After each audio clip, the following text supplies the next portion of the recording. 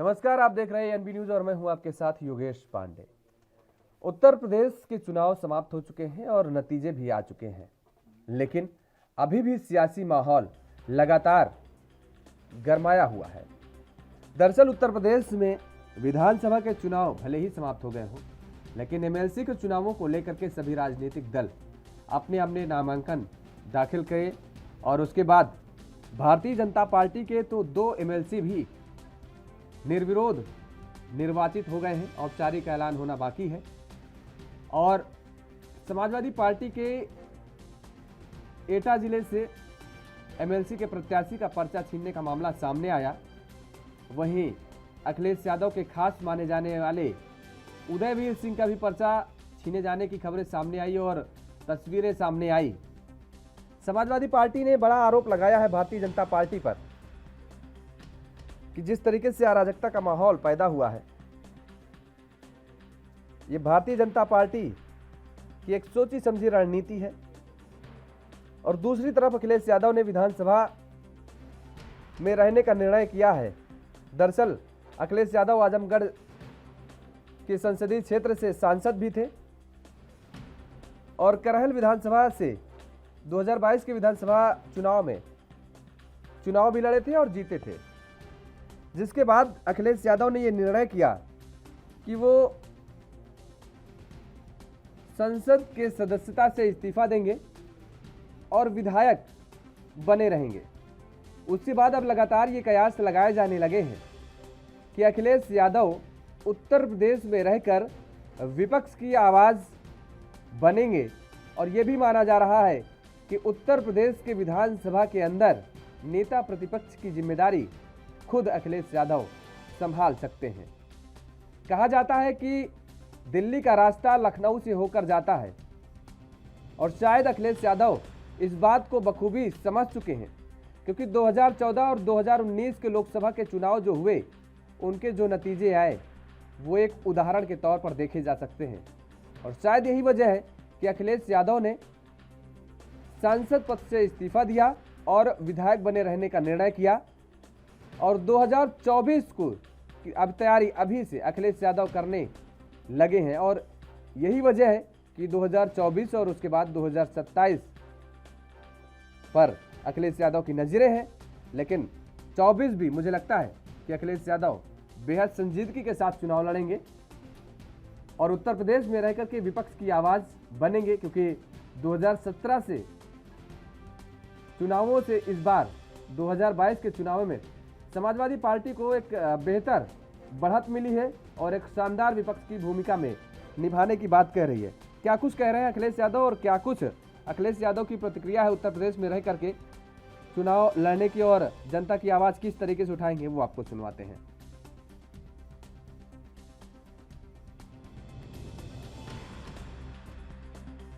और इसी तरह जो कल हुआ है एटा में, भारतीय जनता पार्टी समाजवादी पार्टी को संघर्ष का जनादेश मिला है और सदन में रहने का मौका मिला है। सदन से लेकर के सड़क तक समाजवादी पार्टी अपने कार्यक्रमों सिद्धांतों को लेकर के आगे बढ़ेगी। तो अखिलेश यादव ने संसद के सदस्यता से इस्तीफा दे दिया और विधानसभा के सदस्य बने रहेंगे। किस तरीके की रणनीति अखिलेश यादव अब अपना रहे हैं और क्या है उनकी रणनीति और उत्तर प्रदेश से क्या दिल्ली का रास्ता वो तय करने की रणनीति बना रहे हैं, इन्हीं तमाम सारे मुद्दों पर चर्चा करेंगे। हमारे साथ कुछ मेहमान मौजूद हैं, आपका परिचय करा देते हैं। देशबंधु दीक्षित जी हैं, भारतीय जनता पार्टी के नेता हैं, आपका बहुत बहुत स्वागत है देशबंधु जी। आशीष चौधरी जी हैं, समाजवादी पार्टी के नेता हैं, आशीष जी आपका भी बहुत बहुत स्वागत है। आदित्य त्रिपाठी जी हैं, कांग्रेस के प्रवक्ता हैं, आदित्य जी आपका भी बहुत बहुत स्वागत है। देशबंधु दीक्षित जी, सरकार का जब गठन होता है तो उसके बाद ये माना जाता है कि कुछ दिनों तक शांति बनी रहती है, शांति रहती है, लेकिन इस बार उत्तर प्रदेश में सरकार के गठन के बाद, अभी सरकार का गठन भी नहीं हुआ, मुख्यमंत्री ने अपने पद की शपथ भी नहीं ली है, मंत्रिमंडल ने भी शपथ नहीं लिया है, लेकिन उसके बावजूद भी अखिलेश यादव ने क्रांति का बिगुल बजा दिया है।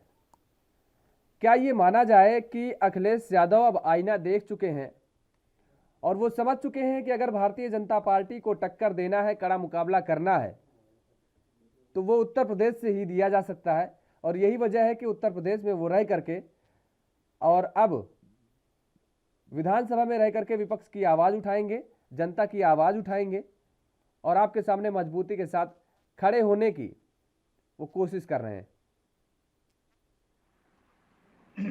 योगेश जी, देखिए, सरकार का सबसे पहला काम ही होता है सुशासन। सुशासन का मतलब ही होता है अच्छा शासन, और जहाँ शांति हो, खुशहाली हो और सभी लोगों के लोक हित की कार्य किए जाएं। तो जो आपने कहा कि कुछ दिनों शांति नहीं होती है, 5 साल तक देखिए शांति रही और आने वाले 5 साल तक भी शांति रहेगी। और सुशासन का जो उद्देश्य है वो परिपूर्ण होगा। अब रही बात है, आपने माननीय अखिलेश जी की बात की कि लोकसभा सदस्यता से इस्तीफा दिया और वो विधानसभा में बैठेंगे। तो देखिए, ये उनका व्यक्तिगत है, निर्णय है कि वो लोकसभा में बैठते हैं या विधानसभा में रिप्रेजेंट करते हैं। लेकिन यह बयान उनका हताशा और निराशा का है। देखिए, इनकी रणनीति अभी है, मैंने आपके चैनल पे योगेश जी पहले भी कहा था, सर्फ टंबल देखिए इनके में शुरू हो गई है। देखिए, जब विचारों का तालमेल नहीं रहता है तो यही होता है। आप देखिए, राजभर अलग अलग सुर में बोल रहे हैं, रालोद के जैन चौधरी अलग सुर में बोल रहे हैं। तो अगर ये सड़क पर आते हैं, संघर्ष करते हैं तो स्वागत है। हम भी देखिए, चुनाव में जीत हार होती है और जनादेश को स्वीकार करना चाहिए और सकारात्मक विपक्ष की भूमिका में आए, इनका स्वागत है। और उत्तर प्रदेश को विकास के पथ पर दौड़ने में यह सहयोग करें, यही अपेक्षा करता हूं मैं। नहीं, आपने कहा कि शांति बनाए रखना ही सरकार का काम होता है, तो ये कैसी शांति की एमएलसी के पर्चे ही छीन ले रहे हैं विपक्षी पार्टियों के नेताओं के? नहीं योगेश जी, ये अनर्गल आरोप है।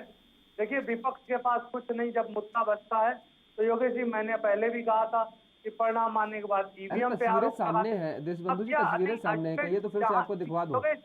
योगेश जी देखिए, 5 राज्यों में 1 राज्य हारे और 4 राज्य हम विजय हुए। तो जब ये विजयी होते हैं तो वहाँ ईवीएम सही रहता है। अरे हम ईवीएम पे जा ही नहीं रहे, हमने ये पूछा, आप कानून व्यवस्था, ठीक है, कानून व्यवस्था, जिन मुद्दों को लेकर के ही चुनाव पे आए और चुनाव जीते, जनता ने जिन मुद्दों को लेकर के आपको चुना, वही मुद्दे शुरुआती दौर से ही देखने को मिल रहे हैं कि गायब उसी पे पलीता लगता हुआ नजर आ रहा है।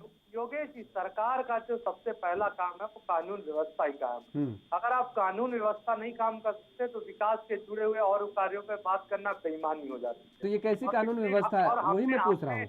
हमने पहले भी कहा था, हमारी सरकार ने कहा था, जो कहा वो किया और जो कहा है वो करेंगे।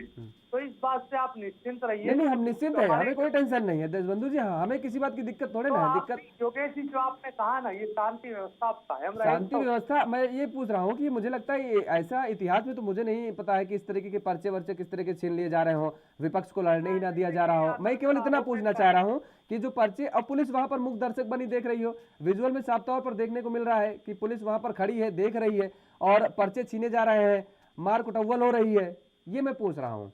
नहीं देखिए, जिस बारे में मुझे जो मेरे संज्ञान में उस पर टिप्पणी करना मैं उचित नहीं समझता हूँ और मैं यह नहीं मानता हूँ कि जो है कहीं मार कुटव्वल हो रही है। पुलिस मुख दर्शन, पुलिस अपनी कानून व्यवस्था के लिए। देशबंधु जी, कहिए तो आपको तस्वीरें दिखा दें, कहिए तो तस्वीरें दिखा दें। एटा का मामला सामने आया है।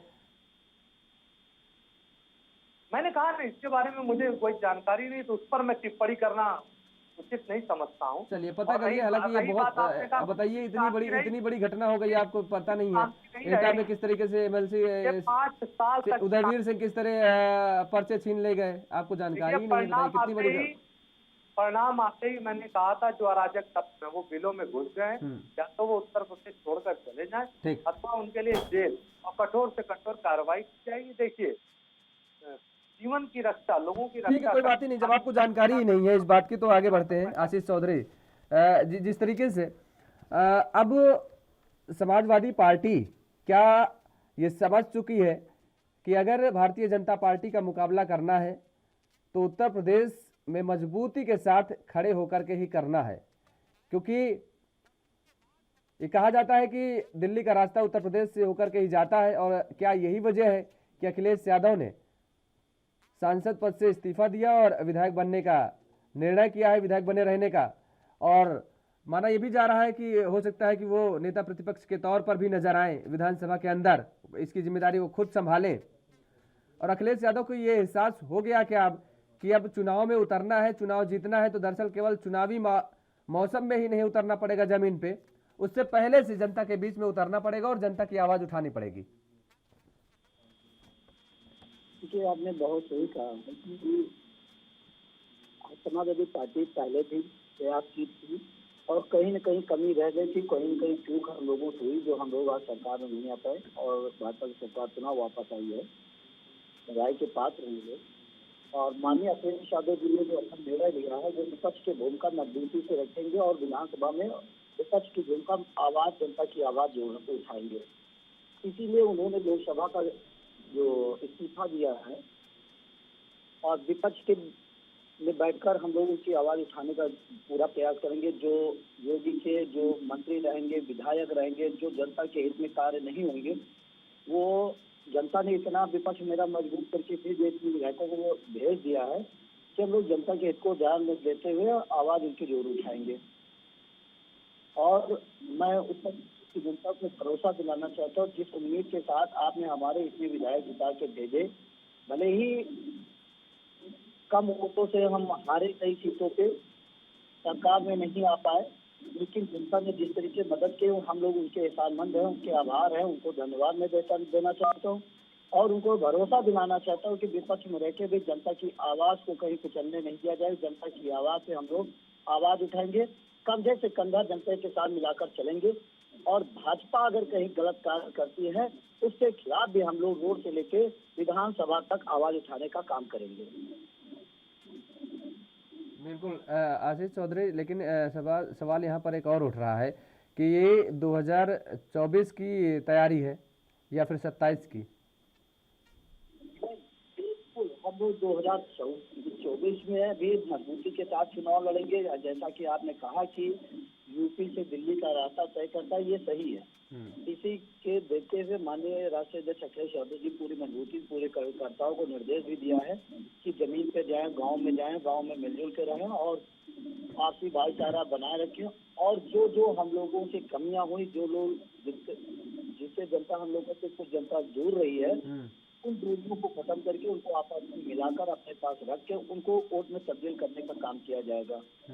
और ये हम लोग विधानसभाओं में ये जानकारी जुटाई जा रही है कि हम लोगों से आखिर कमी कहाँ हुई। पत्रकार माध्यम से, गांव के लोगों के माध्यम से, प्रधान के माध्यम से, बीडीसी के माध्यम से, जिला पंचायत सदस्य के माध्यम से, तमाम जनप्रतिनिधियों के माध्यम से जुटाए जा रहे हैं कि हम लोगों की आखिर कमी क्या रही जो हम लोग सरकार में नहीं आ पा रहे हैं। जो भी कमियां समझ में आ रही हैं, जो आ रही है अच्छे से, जो लोग सुझाव दे रहे हैं, उन सुझावों को पूरी तरीके से पालन किया जा रहा है।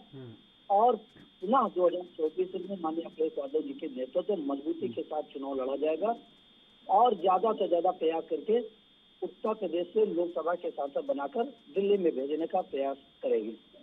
ठीक, आदित्य त्रिपाठी जी, आप अपने आप को कहां पर खड़े पाते हैं? क्योंकि भारतीय जनता पार्टी तो मजबूती के साथ हमेशा चुनावी मूड में रहती है, समाजवादी पार्टी भी सक्रिय अब नजर आने लगी है और अभी से एक मुहिम छेड़ दिया गया है समाजवादी पार्टी की तरफ से। कांग्रेस अपने आप को कहां पर खड़ी पाती है? देखिए, कांग्रेस अभी तक आपने देखा पिछले जो 5 विधानसभा के चुनाव रहे वो हमारे लिए बहुत ही बुरे साबित हुए।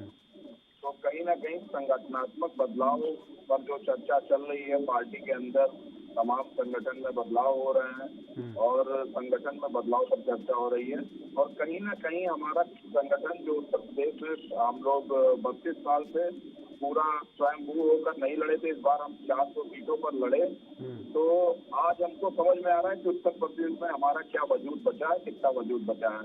और उस ग्राउंड रिपोर्ट को लेकर हमारी तैयारी पूरी है 2024 को लेकर। आपने देखा कि जिस तरह से 2014 के चुनावों के बाद 2017 इलेक्शन के बाद 19 के चुनाव हुए।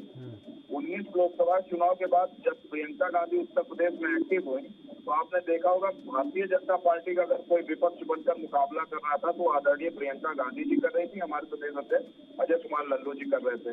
समाजवादी पार्टी कहीं पर भी तब भी इनको मुख्य विपक्ष बनाकर जनता ने भेजा था, तो पर समाजवादी पार्टी कहीं भी उस समय दिखाई नहीं दे रही थी।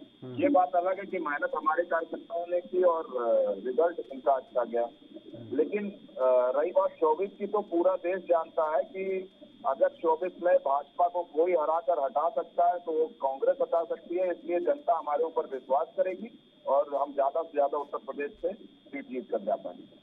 समस्या यहाँ पर ये आकर के खड़ी हो रही है आदित्य जी कि किस आधार पर मतलब जनता विश्वास करेगी। देखिए चुनाव में तो अभी आपके मुझे तो लगता है कि कितने लोगों की जमानत नहीं जब्त हो गई है हुई है ये। और यहाँ पर रुकते हैं एक छोटे से ब्रेक के लिए, ब्रेक के बाद फौरन हाजिर होते हैं।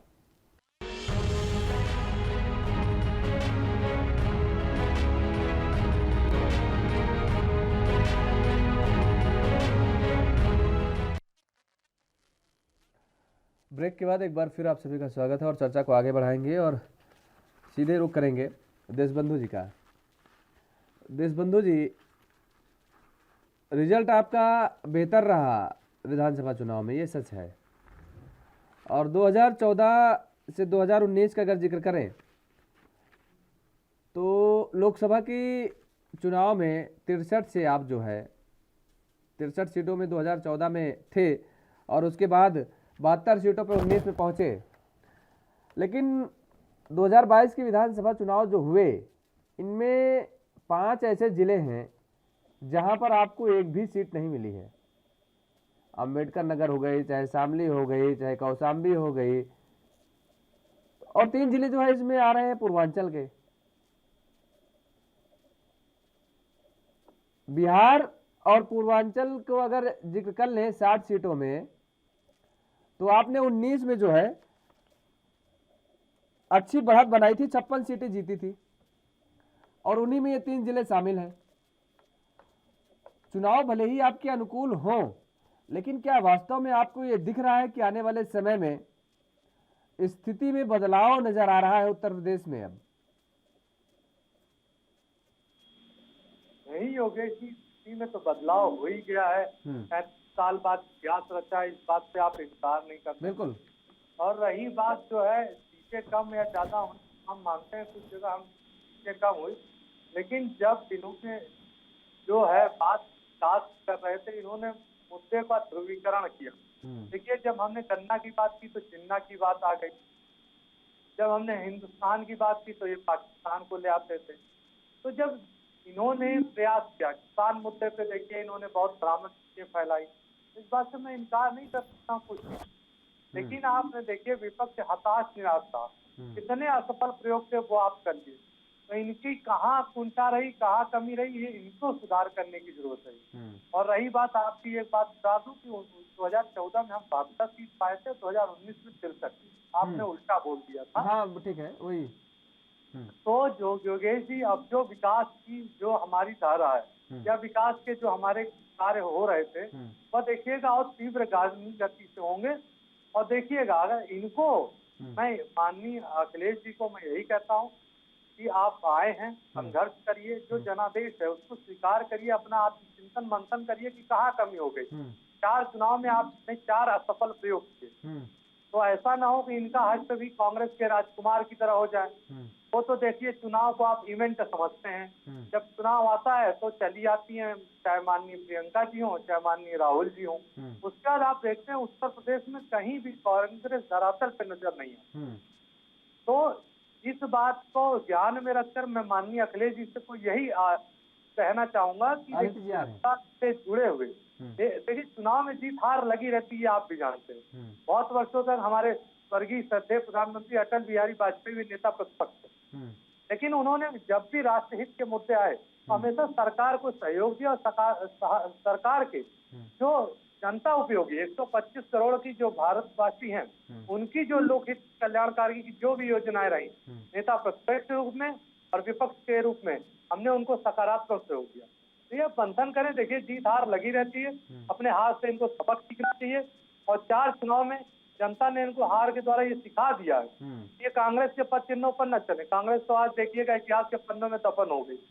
आप बताइए, जो राहुल गांधी रायबरेली को अपनी मातृभूमि, कर्मभूमि, जन्मभूमि कह कर जिनकी जवान नहीं सकती थी, आज वो वहां से उत्तर प्रदेश से छोड़ के केरला वायनाड चले गए। तो उसके अलावा केवल इन्होंने ध्रुवीकरण किया, भ्रष्टाचार के आकंड में इतने डूबे हुए हैं कि इनके हर नेता, कभी देखिए G23 में विरोधाभास है, कभी G23 बनता है, कभी G11 बनता है। तो ऐसा है, जो अपनी विश्वसनीयता खो गया है। वो तो आपने देखा है। फिर आज 2 आई हैं, अगली बार हो सकता है चुनाव में जो है यह भी भारतीय बसपा की तरह जो है इतिहास के पन्नों में कहीं दफन हो जाए। तो माननीय अखिलेश जी को जो मैंडेट मिला है, 125 सीटें आई हैं, वो जनता के हित के कार्य के लिए सकारात्मक विपक्ष की भूमिका निभाए और नकारात्मक राजनीति को छोड़ के जनता जनार्दन के हित में जो कार्य हैं उन पर अपना ध्यान आकर्षित करें और अच्छे विपक्ष की भूमिका निभाएं, तो निस्संदेह जो है वो उनके लिए भी हितकारी होगा। इससे ज्यादा मैं नहीं कुछ कह सकता। आदित्य जी कुछ कहना चाह रहे हैं आप?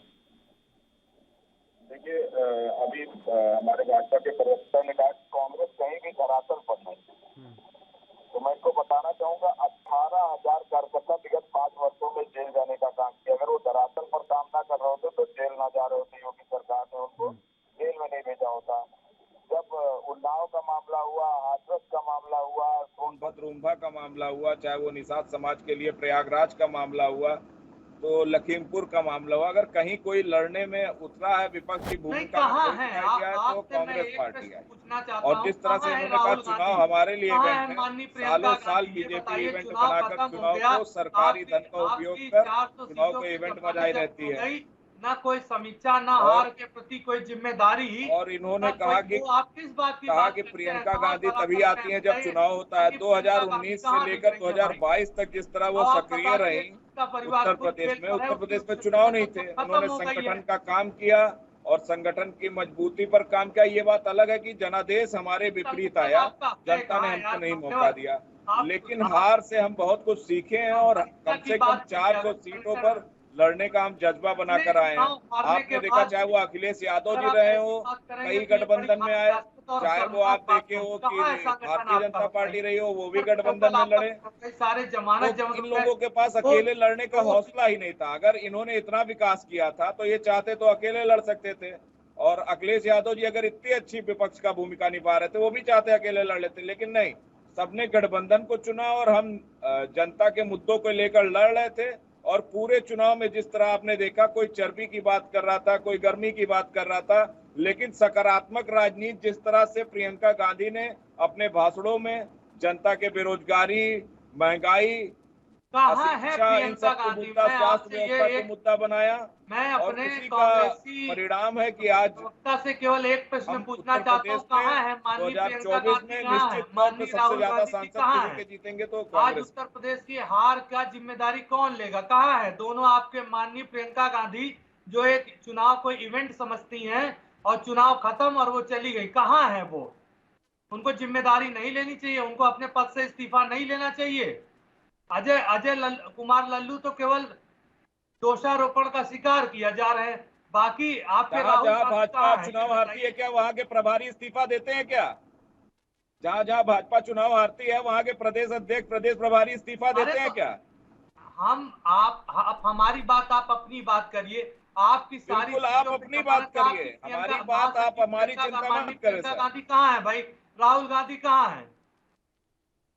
प्रियंका गांधी को जहां होना चाहिए वहां प्रियंका गांधी उत्तर प्रदेश की राजनीति में बदलाव के लिए काम कर रही है। 2024 की तैयारी हमने शुरू कर दी है, और आप परेशान ना हो। 24 में आपका कड़ा मुकाबला अगर किसी से होगा तो कांग्रेस पार्टी से होगा। आप अखिलेश को लड़ाई में लाते हैं, आप जानते हैं कि अखिलेश आपसे लड़ नहीं पाएंगे, इसलिए आप अखिलेश यादव का नाम लेके अखिलेश यादव को लड़ाई में लाते हैं। यही आपकी, लेकिन अगर आप कांग्रेस का नाम लेंगे तो आप कहीं लड़ाई में नहीं रहेंगे। दूसरी बात, आपने भ्रष्टाचार की बात की थी, तो भ्रष्टाचार पर मैं आपको बताना चाहूंगा, आपकी 8 साल की सरकार 7 साल की सरकार हो गई, कितने भ्रष्टाचार के आरोप में आपने किसको अंदर किया, आप बताइए।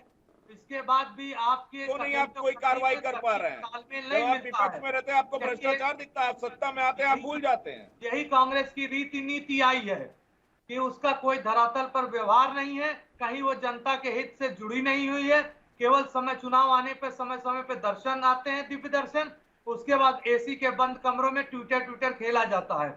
देखिए, धरती पर आप कहीं नहीं है, धरती पर आए, हार की समीक्षा करें और हताशा निराशा के ये वक्तव्य और अनर्गल वार्तालाप करने से कोई फायदा नहीं है। सच को स्वीकार करें और संघर्ष करें और जनता के बीच अपनी विश्वसनीयता लाएं। और कांग्रेस की विश्वसनीयता अब खत्म हो गई है और यही हाल है कि 32 साल में आपने देखा कि यहाँ खाता नहीं खुला और इसके बाद भी अगर आप सुधार नहीं कर रहे हैं तो कांग्रेस भी इतिहास के पन्नों में खो जाएगी। आशीष चौधरी जी, सवाल आपसे है कि उसके बाद आदित्य जी के पास आते हैं कि देखिए, लोकसभा के चुनाव और विधानसभा के चुनाव में मुझे लगता है जमीन आसमान का फर्क होता है। लोकसभा के चुनाव में अगर पिछले दफा का भी जिक्र करें तो आपने गठबंधन के साथ मैदान में उतरे थे, लेकिन सफलता नहीं मिली। 15 ही सीट में दोनों लोग सिमट गए। इस बार जो है, अब आप जयंत जी हो गए और राजभर साहब हो गए, इनको लेकर के अभी तक तो हैं। अब देखिए राजभर साहब की जो अटकलें, जो खबरें सामने आई कि वो फिर से एक बार दिल्ली के चक्कर काट रहे हैं। आपके पास टिक पाते हैं कि नहीं टिक पाते हैं लोकसभा चुनाव तक। ऐसे में किस तरीके से आप मुकाबला करेंगे? क्या जो आप तैयारी कर रहे हैं और जो आप सोच रहे हैं, क्योंकि आपकी सोच के मुताबिक तो 2022 के नतीजे भी नहीं आए, जबकि ये विधानसभा, देखिए छत्रपों का जो अगर जिक्र करें राज, तो वो ठीक है, अपनी पैठ होती है। अखिलेश यादव को शायद इस बात का एहसास हो गया है कि अगर हम प्रदेश में रह करके मजबूती से लड़ लें, क्योंकि पश्चिम बंगाल का उदाहरण देख लें, चाहे ममता बनर्जी का देख लें, अलग अलग जगह का जिक्र कर लें, बिहार का देख लें, तो ऐसे में क्या वास्तव में आप जो जान चुके हैं, लेकिन क्या जनता आप पर विश्वास करेगी? जनता आपको लेकर के अभी भी, जो भारतीय जनता पार्टी एक जो मानसिकता बना रखी है, वो ये कह रही है कि लगातार अराजकता आपके माहौल, आपके शासन में आता है और जनता के बीच में जो सरकारी योजनाएं हैं उनको पहुंचा सकती है तो केवल भारतीय जनता पार्टी ही पहुंचा सकती है। समाजवादी पहुंचा नहीं सकती है पार्टी, वो तो बीच में ही खा जाती है। ये भारतीय जनता पार्टी आप देखें पिछले चुनाव में, पूरे चुनाव में जोर शोर से आवाज उठाती रही है और इसका कहीं ना कहीं भारतीय जनता पार्टी को लाभ मिला है, ऐसा नहीं है, ये आप भी स्वीकारेंगे। तो लोकसभा चुनाव में किस स्थिति पर आप रहेंगे? ये किन रणनीतियों के तहत आपको ये लग रहा है कि नहीं, भारतीय जनता पार्टी को यूपी में ही, देश को छोड़ दीजिए, यूपी में ही आप जो है मुकाबला कर पाएंगे? ये माननीय अखिलेश यादव जी के नेतृत्व में शानदार तैयारी हुई थी और कार्यकर्ताओं ने बड़ी मजबूती के साथ विपक्ष की भूमिका में रहते हुए जनता की आवाजों को बुलंद करने का काम किया था। और जिस तरीके से हम उम्मीद बांधे थे, ठीक है, उम्मीद के हिसाब से हमारे परिणाम नहीं आए, लेकिन उत्तर प्रदेश की जनता ने मुझे वोट का परसेंटेज और सीटें बढ़ाने का काम किया। जो छोटी मोटी कमी थी वो पूरे हमारे उत्तर प्रदेश के समाजवादी पार्टी के कार्यकर्ता माननीय राष्ट्रीय अध्यक्ष अखिलेश यादव जी के नेतृत्व में 2024 से पहले हम लोग सुधार करने के काम करेंगे और कहीं गलतियां हम लोगों से हुई उन पूरा प्रयास करेंगे जिससे हम लोग वर्क करें और सही सुधार हो, जिससे 2024 में भारतीय जनता पार्टी को यहाँ से उत्तर प्रदेश से लोकसभा की सीटों में हटाया जाए। नहीं, विधानसभा के चुनाव हमने एक चीज कही, देखिए विधानसभा के चुनाव में उनकी रिपोर्टें आना चालू हो गई थी। विधानसभा के कहीं न कहीं ये सही है कि हम लोगों में कमियां थी। तभी जनता ने आपको नकारा है, ठीक बात, आप स्वीकारते हैं, अच्छी बात है। हम ये कह रहे हैं आशीष जी कि विधानसभा चुनाव में देखिए भारतीय जनता पार्टी के सामने विपक्ष में यूपी में आप थे, लेकिन मुझे लगता है कि लोकसभा चुनाव में विपक्ष की भूमिका जो निभाएगी वो कांग्रेस ही निभाएगी, क्योंकि राष्ट्रीय दल दोनों जो हैं, दोनों एक दूसरे को लेकर के छींटाकशी कसेंगे। अभी जिस तरीके से आदित्य जी ने कहा कि दरअसल भारतीय जनता पार्टी तो यूपी में अखिलेश यादव का नाम लेकर के कांग्रेस को दरकिनार करना चाह रही थी, और ये लोकसभा का चुनाव होगा, राष्ट्रीय स्तर की पार्टी जो भी होगी सामने वो मैदान में रहेगी, तो जाहिर तौर पर है इसमें आप कहाँ पर टिकेंगे, मैं ये पूछ रहा हूँ। नहीं, देखिए ये सही है कि माननीय प्रियंका जी ने कांग्रेस के लिए प्रचार किया और मेहनत किया, लेकिन जो उनका मेहनत था वो लेट था।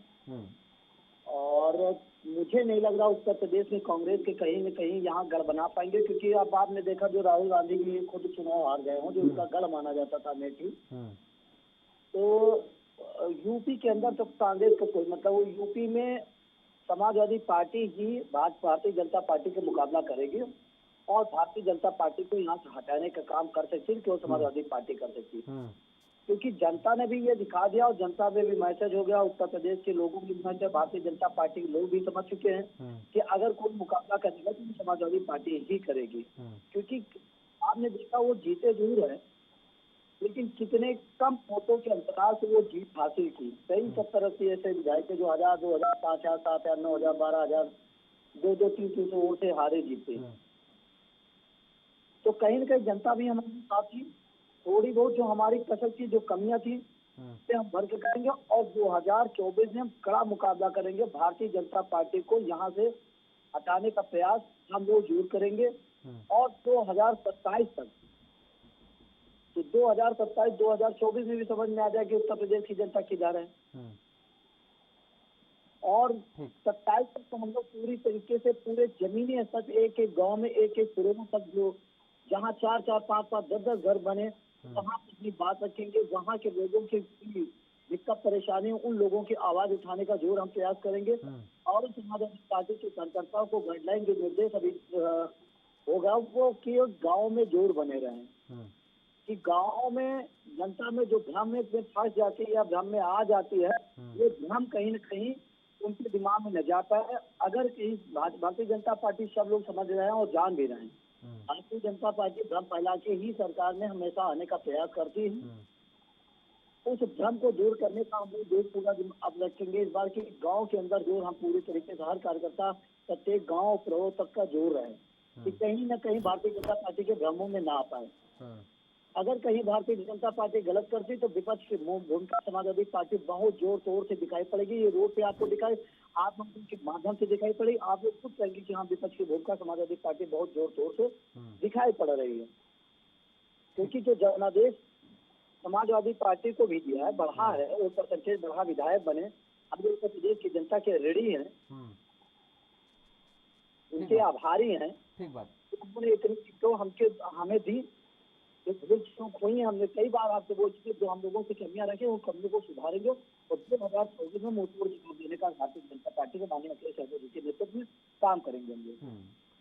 आदित्य जी देखिए, आशीष जी कह रहे हैं कि अब जो है अपने आप को मजबूती करने के लिए, अपनी कमियों को सुधारने के लिए लगातार वो सक्रिय हो गए हैं, अखिलेश यादव सक्रिय हो गए। हमने छत्रपों का जिक्र किया, ये सच है कि शायद मुझे लगता है कि अब अखिलेश यादव को भी ये एहसास हो गया है कि अगर अपनी पैठ बनानी है तो अपने राज्य को नहीं छोड़ना है, अपने राज्य को पहले मजबूत करना है, वहाँ पर मजबूती के साथ विपक्ष को डट करके मुकाबला करना है, उसके बाद ही हम आगे की पैठ बना सकते हैं। वो चाहे उदाहरण देख लीजिए, ले लीजिए आप अरविंद केजरीवाल का ले लीजिए, दिल्ली में लगातार सक्रियता बनाए हुए हैं और धीरे से अब पंजाब में भी पहुँच गए हैं। दक्षिण का ले लीजिए, केसीआर का ले लीजिए, MK स्टालिन का ले लीजिए, जगनमोहन का ले लीजिए उदाहरण, ममता बनर्जी का ले लीजिए इधर पश्चिम बंगाल में, RJD का ले लीजिए बिहार में।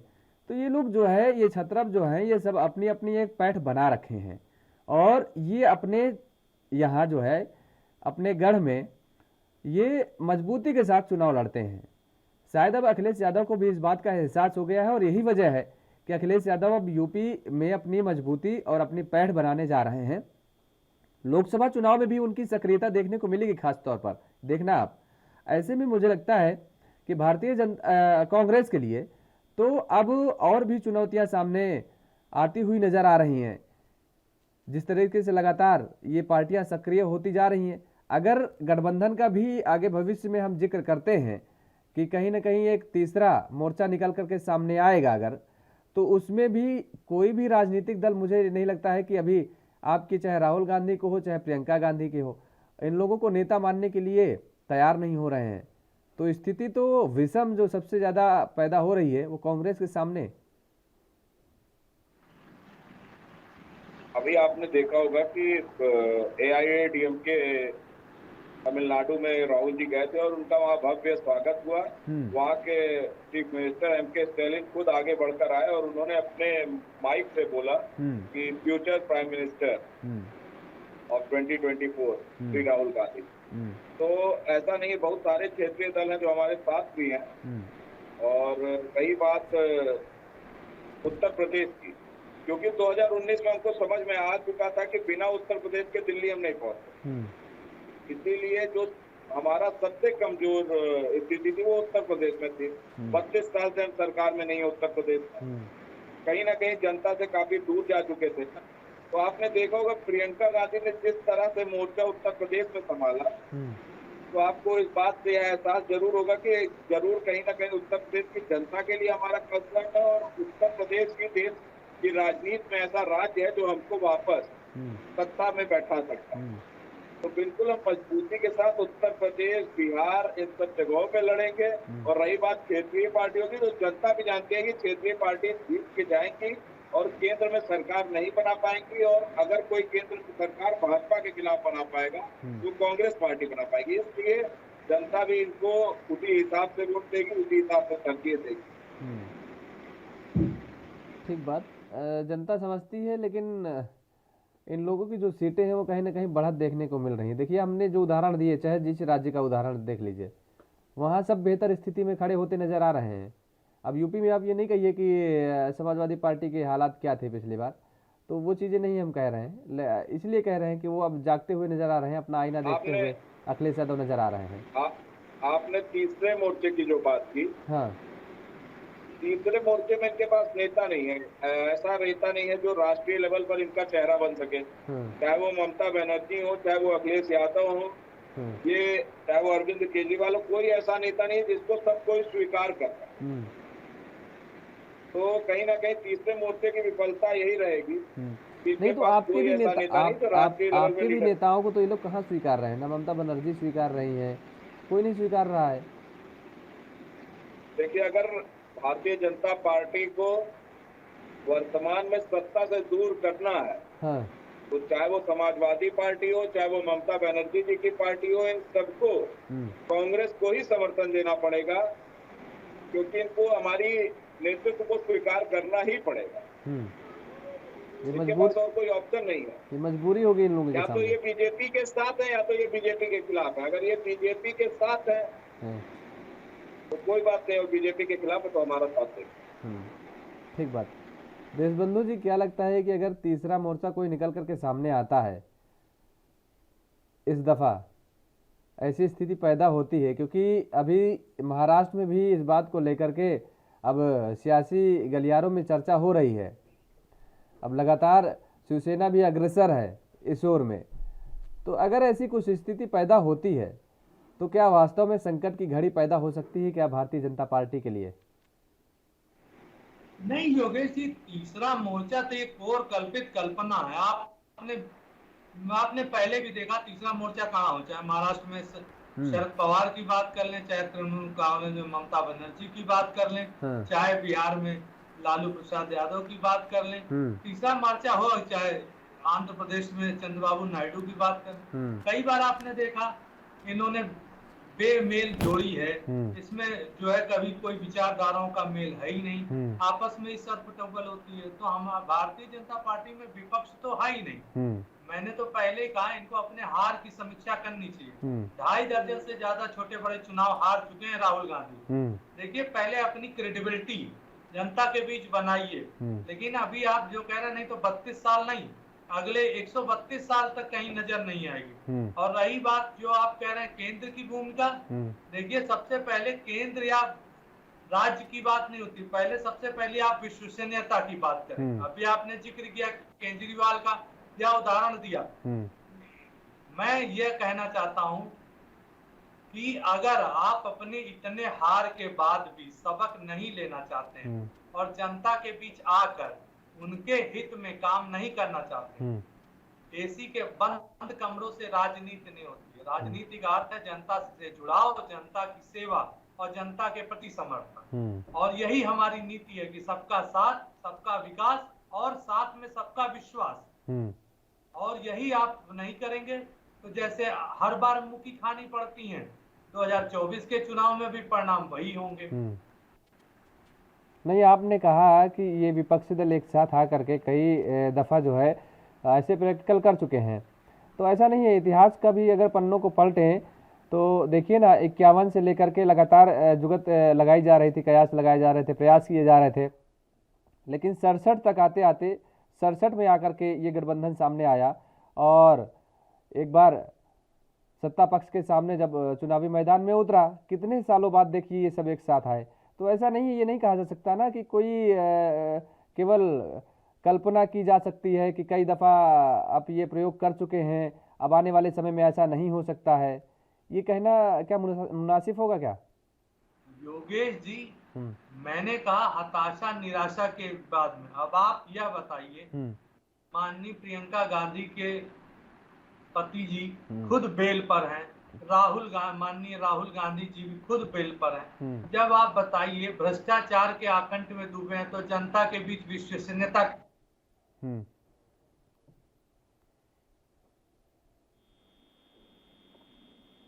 इसीलिए नहीं मिलती कि आपकी कथनी करनी में कहीं जमीन आसमान का अंतर है। और ये अंतर इतना बड़ा है कि आज यही अंतर जो है धीरे नहीं, अंतर देखिए, अंतर बहुत बड़ा नहीं होता है देशबंधु जी। देखिए अंतर बड़ा नहीं होता है। आपको याद होगा 1989 का, देखिए ना, 400 से ज्यादा सीटें थी, लेकिन क्या हुआ जब 1989 में जब चुनाव हुए, वो सब जो अंतर था, जो आंकड़े थे, वो सब धरे के धरे रह गए। कौन पूछ रहा था? 400 से ज्यादा सीटें थी, कितना बड़ा अंतर था। और कहाँ चली गई कांग्रेस? आपको तो याद ही है, आपने तो सब देखा ही होगा। नहीं, मुझे याद है आपकी बात, तो मैं सिरे से नकार नहीं रहा हूँ, लेकिन वर्तमान परिस्थिति में देखिए, आपको मैं बता दूं, चुनाव हुआ, माननीय प्रियंका गांधी उत्तर प्रदेश में अब नादारत।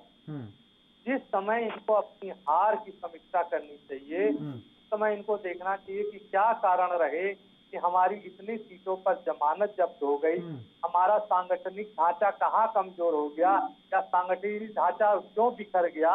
उस समय जो है चुनाव के बाद अब आप कहीं नजर आ रही। तो देखिए, उत्तर प्रदेश की जो है 24 करोड़ जनता की समझती है कि चुनाव केवल एक इवेंट नहीं है कि जब चुनाव आया तो आप उत्तर प्रदेश में आ गए और आपने जो है झूठे जो वादे कर लिए, तो जनता जनार्दन के बीच ना आपका कोई कोऑर्डिनेशन है, न समन्वय है, तो आप कोई विश्वास क्यों करें। और जब आप अपना विश्वास खो सकते हैं, तो फिर विश्वास जब एक बार खत्म हो जाता है ना, तो उसे बनाने में बहुत समय लगता है योगेश जी। और मैं वही कह रहा हूँ कि अपने हार की समीक्षा करें और जनता जनार्दन के लोग कल्याण हित की योजनाओं के साथ जुड़े, और नहीं तो फिर जो है वही 2024 में जो परिणाम 2022 में आए वही आएगा, और दिल्ली बहुत दूर हो जाएगी। ठीक बात। आशीष जी, जो विश्वास जनता के बीच से उठ जाता है, उसे बनाने में काफ़ी समय लगता है। वही बात देशबंधु जी कह रहे हैं कि आखिर जनता विश्वास की बिहार पे आपको करे, आप पर करे, और किस बिहार पर आपको सत्ता में बैठाने का काम करे। सही है, उनकी कहावत भी बंधु जी की ठीक है, जिसका जब एक बार विश्वास खो जाता बनने में। लेकिन जनता का, उत्तर प्रदेश की जनता का समाजवादी पार्टी और माननीय अखिलेश यादव जी के ऊपर विश्वास खत्म नहीं हुआ। इस चुनाव से ये तो स्पष्ट होता है कि कहीं विश्वास खत्म नहीं हुआ। हाँ, थोड़ी थोड़ी को अंतर, कहीं नहीं, थोड़े थोड़े वोटों का अंतर रहा, मत का अंतर रहा, तो इसका कारण कहीं न कहीं हम लोगों में कमी रही। विश्वास वाला शब्द तो यहाँ आता ही नहीं। विश्वास शब्द तो अन्य पार्टियों में आ सकता, भाई जिनके खाते नहीं खुले, जिनके पास सीटें भी नहीं था, उनसे तो कहा जा सकता विश्वास नहीं देती। लेकिन समाजवादी पार्टी तो बहुत सारी सीटें जीत कर आई है, और जीत का जो जीते हैं बहुत कम वोटों से हर विधायक इनके जीते हैं। तो विश्वास को कोई मतलब नहीं होता। कहीं न कहीं कमी हम कह सकते हैं, हम लोगों में कहीं न कहीं कमी रही होगी, जो हम जनता के बीच में अपनी बातों को नहीं रख पाए, या जनता के मूड को हम नहीं समझ पाए, ये हमारी कहीं न कहीं कमी थी। उस कमी को हम जरूर सुधार करेंगे, और जनता को हमारे साथ विश्वास है उसको। क्योंकि जो माननीय अखिलेश यादव जी ने जो 2017 में जितना विकास किया था, 12 में विकास किया था, उत्तर प्रदेश की जनता ने देखा था। चाहे वो आगरा पेट्रोल हो, चाहे वो 8 घंटे 200 नंबर गाड़ियां दौड़ रही हो, चाहे 108 एम्बुलेंस से दौड़ रही हो, तमाम ऐसी 2017 में नहीं, 2017 में तो छोड़िए, 2017 में आपके विकास को नहीं देखी, और एक बार फिर से अब 2022 में भी नहीं देख पाई। नहीं, हमने क्या कहा कि कहीं न कहीं हम लोगों में थोड़ी बहुत कमी रही है। जनता ने वोट किया, ऐसा नहीं, जनता ने वोट भरपूर किया, और जो भारतीय जनता पार्टी बहुत कम वोटों से जीती है, हर इनके विधायक जीते हैं। तो कहीं न कहीं मेरे अंदर थोड़ी, समाजवादी पार्टी के अंदर थोड़ी कमी हम लोगों में रही होगी, उसको जो हम सुधार करेंगे। ऐसा नहीं है, भारतीय जनता पार्टी का उत्तर प्रदेश में एक दिन समाजवादी पार्टी सफाया करने जा रही है, वो भी जनता की बदौलत, जनता के सहयोग से करेगी। और जब भी समाजवादी पार्टी बनेगी उत्तर प्रदेश में विकास का परचम जो लहराएगा और ये देखने को मिलेगा। ये 10 साल में विकास करेंगे और 5 साल में आपको दिखाई पड़ेगा। चलिए ठीक है, आप सभी लोग तैयारी करिए, हमारी सभी के साथ शुभकामनाएं हैं। देशबंधु जी, आशीष जी और आपके साथ अभी पूरा आदित्य जी, और इस चर्चा में जुड़ने के लिए आप तीनों मेहमानों का हमारे साथ बहुत बहुत शुक्रिया। तो जिस तरीके से 2024 की तैयारियों में अभी से सभी राजनीतिक दल लग गए हैं, और ख़ास तौर पर अगर उत्तर प्रदेश का जिक्र करें तो उत्तर प्रदेश में समाजवादी पार्टी के मुखिया अखिलेश यादव बेहद सक्रिय नजर आने लगे हैं। इस चर्चा में फिलहाल मेरे साथ इतना ही। देश और दुनिया की तमाम खबरों के लिए आप बने रहिए ANB न्यूज़ के साथ। नमस्कार।